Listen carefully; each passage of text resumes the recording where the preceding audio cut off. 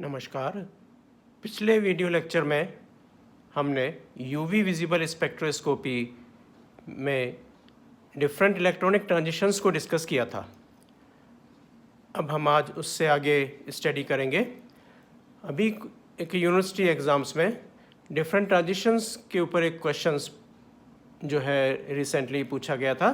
सबसे पहला मैं उस क्वेश्चंस को ले लें। कुछ स्ट्रक्चर्स दिए हुए थे और ये पूछा था उनमें कितने टाइप के ट्रांजिशन शो होंगे। फॉर एग्ज़ाम्पल एक स्ट्रक्चर है C2H6 एल्केन। तो इसमें एल्केन में एज वी नो हम जानते हैं सिर्फ एक ही तरह के ट्रांजिशन होंगे, that is sigma 2 sigma star transition. Second है CH3Cl जिसमें क्लोरीन पर लोन पेयर ऑफ इलेक्ट्रॉन्स है। इसमें दो तरह के ट्रांजिशंस होंगे, सिग्मा 2 सिग्मा स्टार और N2 सिग्मा स्टार ट्रांजिशन। तीसरा स्ट्रक्चर है प्रोपाइन। प्रोपाइन में पाई बॉन्ड भी है, सिग्मा बॉन्ड भी है, तो दो तरह के ट्रांजिशंस होंगे, सिग्मा 2 सिग्मा स्टार और पाई 2 पाई स्टार ट्रांजिशन। फिर एक है CH2O जिसमें ऑक्सीजन पे लोन पेयर है, यानी ये फॉर्मेल्डिहाइड है। यहाँ पाई बॉन्ड भी है, N इलेक्ट्रॉन्स भी हैं, सिग्मा इलेक्ट्रॉन्स भी हैं।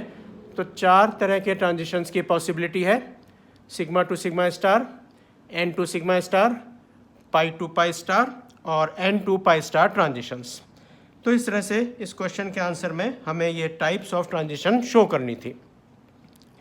सेकंड क्वेश्चन था एसीटोन के लिए इसके यूवी विजिबल स्पेक्ट्रम की 3 बैंड दे रखे थे और ये पूछा था ये बैंड कौन से ट्रांजिशन से आए हैं।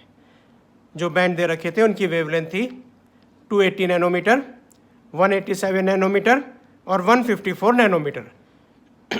तो जो N2 पाई स्टार ट्रांजिशन होते हैं वो सबसे लॉन्गर वेवलेंथ पर शो होते हैं, यानी इन ट्रांजिशंस के लिए एनर्जी सबसे कम चाहिए। तो यहाँ सबसे लॉन्गर वेवलेंथ पर जो बैंड है वो है 280 नैनोमीटर पे। तो ये जो लैम्डा है वो N2 पाई स्टार ट्रांजिशंस के लिए शो हुई है।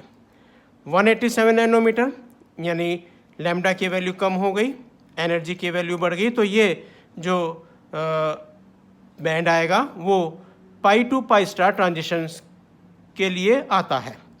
और 154 नैनोमीटर यानी इसके लिए एनर्जी और ज़्यादा चाहिए, तो इसका ये जो ट्रांजिशंस होंगे वो transitions N2 sigma star transition को शो करते हैं, यानी ये जो बैंड है वो N2 सिग्मा स्टार ट्रांजिशंस को शो करता है। तो इस तरह से हम वेवलेंथ की वैल्यू को देखकर ट्रांजिशंस को शो कर सकते हैं। अब हम इसमें आज डिस्कस करेंगे कुछ टर्म्स जो यूवी विजिबल स्पेक्ट्रोस्कोपी में यूज़ होती है। सबसे पहले है क्रोमोफोर्स। क्रोमोफोर्स जो है वो आइसोलेटेड कोवैलेंटली बॉन्डेड ग्रुप्स होते हैं। ये ऐसे ग्रुप्स हैं जो यूवी विजिबल लाइट को एब्जॉर्ब करते हैं। तो जो क्रोमोफोर्स होते हैं वो क्रोमोफोर्स 2 टाइप्स के होते हैं। नंबर 1 ऐसे क्रोमोफोर्स जिनमें सिर्फ पाई से पाई स्टार ट्रांजिशन होता है, जैसे कार्बन डबल बॉन्ड कार्बन यानी alkene, carbon triple bond carbon यानी एल्काइन। कुछ ऐसे क्रोमोफोर्स होते हैं जिनमें N2 पाई स्टार ट्रांजिशन और पाई 2 पाई स्टार ट्रांजिशन होता है। ऐसे examples carbon double bond oxygen, carbon triple bond nitrogen, NO2 group, carbon double bond sulphur, carbon double bond NH, nitrogen double bond oxygen. तो इस तरह के ये जो ग्रुप होते हैं जिनमें पाई 2 पाई स्टार ट्रांजिशन और N2 पाई स्टार ट्रांजिशन होते हैं, इन ग्रुप्स को हम क्रोमोफोर्स कहते हैं। कोई ऑर्गेनिक कंपाउंड अगर विजिबल लाइट को एब्जॉर्ब करता है तो वो ऑर्गेनिक कंपाउंड दिखने में कलर्ड होता है। उसका जो ये कलर आता है वो कलर इन क्रोमोफोर की प्रेजेंस से शो होता है, और क्रोमोफोर्स जो एक दूसरे के कॉन्जुगेशन में होते हैं तो ही वो कंपाउंड जो है वो कलर शो करता है। अगर इनमें से कोई एक आइसोलेटेड क्रोमोफोर है तो वो कंपाउंड कलर नहीं होगा। जब तक कि उसमें एक से ज़्यादा कॉन्जुगेशन में क्रोमोफोर नहीं होंगे वो कंपाउंड कलरलेस रहेगा, और एक से ज़्यादा क्रोमोफोर कॉन्जुगेशन में होने पर वो कंपाउंड जो है वो विजिबल लाइट को एब्जॉर्ब करके कलर शो करता है। फॉर एग्जांपल बीटा कैरोटीन जो है उसमें 11 कॉन्जुगेटेड डबल बॉन्ड्स हैं। ये बीटा कैरोटीन 400 से 500 नैनोमीटर के बीच एब्जॉर्बेंस शो करता है और ये बीटा कैरोटीन कैरेट में पाया जाता है। तो कैरेट का जो ऑरेंज कलर है वो इस बीटा कैरोटीन की प्रेजेंस से होता है जिसमें 11 कॉन्जुगेटेड डबल बॉन्ड है। इसी तरह से एक कंपाउंड है लाइकोपिन। ये लाइकोपिन जो है वो टोमेटो में मिलता है और टोमेटो का जो रेड कलर है वो इस लाइकोपिन की प्रेजेंस से शो होता है। ये लाइकोपिन जो है वो भी 400 से 500 नैनोमीटर के बीच एब्जॉर्बेंस शो करता है और इसमें भी 11 कॉन्जुगेटेड डबल बॉन्ड होते हैं। तो इसका मतलब जो क्रोमोफोर्स हैं वो एक तरह से कलर के लिए रेस्पॉन्सिबल होते हैं। इसी तरह से एक टर्म और यूज़ होती है यूवी विजिबल स्पेक्ट्रोस्कोपी में, वो है ऑक्सोक्रोम्स। ऑक्सोक्रोम्स जो हैं वो सैचुरेटेड ग्रुप्स हैं जिनमें नॉन बॉन्डेड इलेक्ट्रॉन्स होते हैं।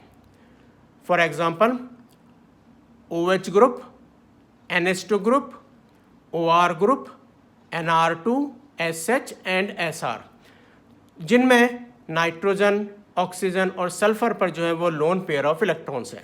तो ऐसे ग्रुप्स, सैचुरेटेड ग्रुप्स जिनमें लोन पेयर ऑफ इलेक्ट्रॉन्स होते हैं वो ऑक्सोक्रोम की तरह बिहेव करते हैं।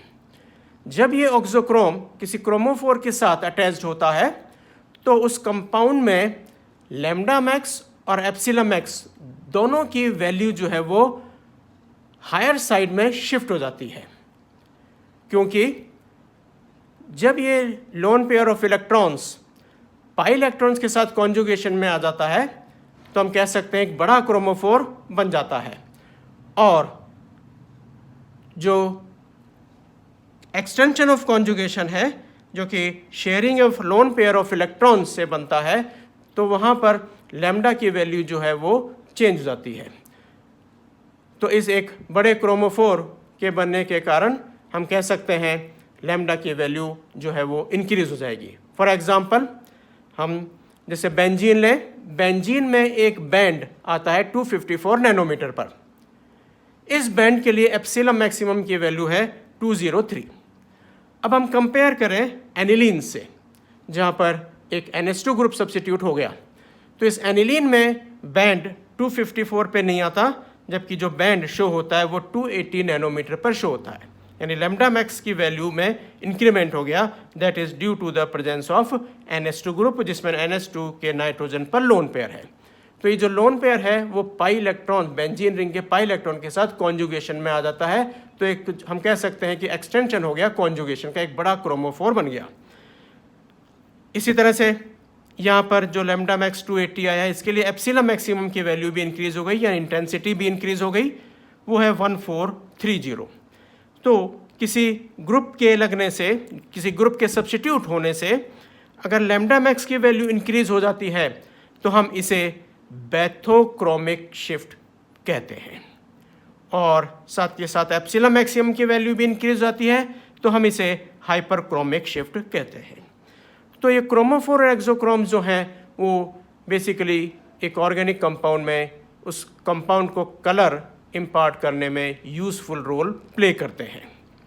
इसी तरह से यूवी विजिबल स्पेक्ट्रोस्कोपी में एक टर्म को हम और डिस्कस करेंगे और वो है effect of conjugation in alkenes, यानी पाई टू पाई स्टार ट्रांजिशंस पर क्या इफेक्ट पड़ता है कॉन्जुगेशन का, उसको हम यहाँ विद एग्जांपल स्टडी करेंगे। फॉर एग्जांपल हम एथीन को लें, तो एथीन में 2 p ऑर्बिटल्स हैं, आपस में कंबाइन होकर 2 पाई मॉलिक्यूलर ऑर्बिटल्स बनाएंगे। यहाँ पर 2 पाई इलेक्ट्रॉन्स हैं, ये पाई इलेक्ट्रॉन जो है पाई बॉन्डिंग मॉलिक्यूलर ऑर्बिटल में फिलअप हो जाएंगे। अब यहाँ पे जो पाई से पाई स्टार ट्रांजिशन होगा वो ट्रांजिशन 175 नैनोमीटर के एब्जॉर्बेंस पर शो होता है। अब हम कंपेयर करें 1,3-ब्यूटाडाइन से, 1,3-ब्यूटाडाइन जिसमें double bond, single bond, then double bond, एक कॉन्जुगेशन डेवलप हो गया। तो यहाँ पर 4 p ऑर्बिटल्स हैं जो आपस में कंबाइंड होकर 4 पाई मॉलिक्यूलर ऑर्बिटल्स बनाएंगे, पाई 1, पाई 2, पाई 3 स्टार और पाई 4 स्टार। यहाँ पर 4 जो है पाई इलेक्ट्रॉन्स हैं वो पाई 1 और पाई 2 में फिलअप हो जाएंगे। अब जो यहाँ पर pi to pi star transition होगा वो होगा हाईएस्ट ऑक्यूपाइड मॉलिक्यूलर ऑर्बिटल से लोवेस्ट अनऑक्यूपाइड मॉलिक्यूलर ऑर्बिटल में, यानी पाई 2 से पाई 3 स्टार में। क्योंकि यहाँ पर एनर्जी गैप कम हो गया, इसलिए ये जो पाई टू पाई स्टार ट्रांजिशन होंगे वो 217 नैनोमीटर पर शो होते हैं। इसका मतलब एनर्जी गैप कम होने से लैम्डा मैक्स की वैल्यू जो है वो इंक्रीज हो गई, अगर हम कंपेयर करें एथीन और 1,3 ब्यूटाडाइईन की। इसी तरह से हम एक और कंपाउंड ले लेते हैं 135 हेक्साट्राइईन। 135 हेक्साट्राइईन में 6 p ऑर्बिटल्स हैं जो कंबाइंड होकर 6 पाई मॉलिक्यूलर ऑर्बिटल्स बनाएंगे, पाई 1, पाई 2, पाई 3, पाई 4 स्टार, पाई 5 स्टार और पाई 6 स्टार। यहाँ पे 6 पाई इलेक्ट्रॉन्स हैं जो पाई 1, पाई 2 और पाई 3 में फिलअप होंगे। अब यहाँ जो पाई टू पाई स्टार ट्रांजिशन होगा वो हाईएस्ट ऑक्यूपाइड मॉलिक्यूलर ऑर्बिटल से लोएस्ट अनऑक्यूपाइड मॉलिक्यूलर ऑर्बिटल में होगा, जो यहाँ पर है पाई 3 से पाई 4 स्टार। क्योंकि इन दोनों पाई 3 और पाई 4 स्टार के बीच एनर्जी गैप और भी कम हो गया, तो अब इस पाई टू पाई स्टार ट्रांजिशन के लिए लैम्डा की वैल्यू जो है वो यहाँ 258 नैनोमीटर आती है। तो जैसे जैसे कॉन्जुगेशन बढ़ता है, यहाँ पर कॉन्जुगेशन था double bond single bond, then double bond single bond, फिर उसके बाद में हम कह दें कि सिंगल बॉन्ड और डबल बॉन्ड। तो इस तरह से कॉन्जुगेशन बढ़ने से जो है वो एनर्जी गैप कम हो जाता है और जिससे लैम्डा की वैल्यू इंक्रीज हो जाती है।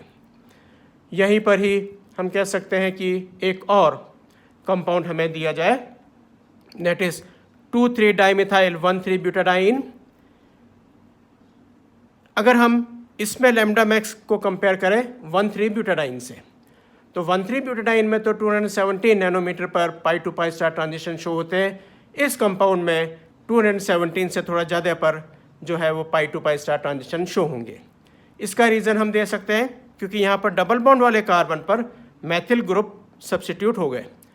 तो जब डबल बॉन्ड वाले कार्बन पर मैथिल ग्रुप या एक इलेक्ट्रॉन डेंसिटी इंक्रीज करने वाले ग्रुप सब्स्टिट्यूट हो जाते हैं, तो पाई से पाई स्टार ट्रांजिशन के लिए हम कह सकते हैं एनर्जी जो है डिफरेंस कम हो जाता है, यानी लैम्डा मैक्स की वैल्यू जो है वो इंक्रीज हो जाएगी। और इन अदर वर्ड्स हम कह सकते हैं मैथिल ग्रुप के सब्स्टिट्यूशन से एक बैथोक्रोमिक शिफ्ट शो होता है, इसलिए जो है यहाँ भी हम कह सकते हैं कि 1,3 ब्यूटाडाइईन से लैम्डा मैक्स की वैल्यू थोड़ी ज़्यादा होगी 2,3 डाइमेथाइल 1,3 ब्यूटाडाइईन में। तो इस तरह से कॉन्जुगेशन में इंक्रीमेंट होने से लैम्डा मैक्स की वैल्यू और एप्सिलम मैक्सिमम की वैल्यू भी इंक्रीज हो जाती है। एप्सिलम मैक्सिमम की वैल्यूज़ भी अगर हम देखें तो 1,3 ब्यूटाडाइईन में एप्सिलम मैक्सिमम की वैल्यू है 21,000, जबकि 135 हेक्साट्राइईन में एप्सिलम मैक्सिमम की वैल्यू आती है अराउंड 35,000।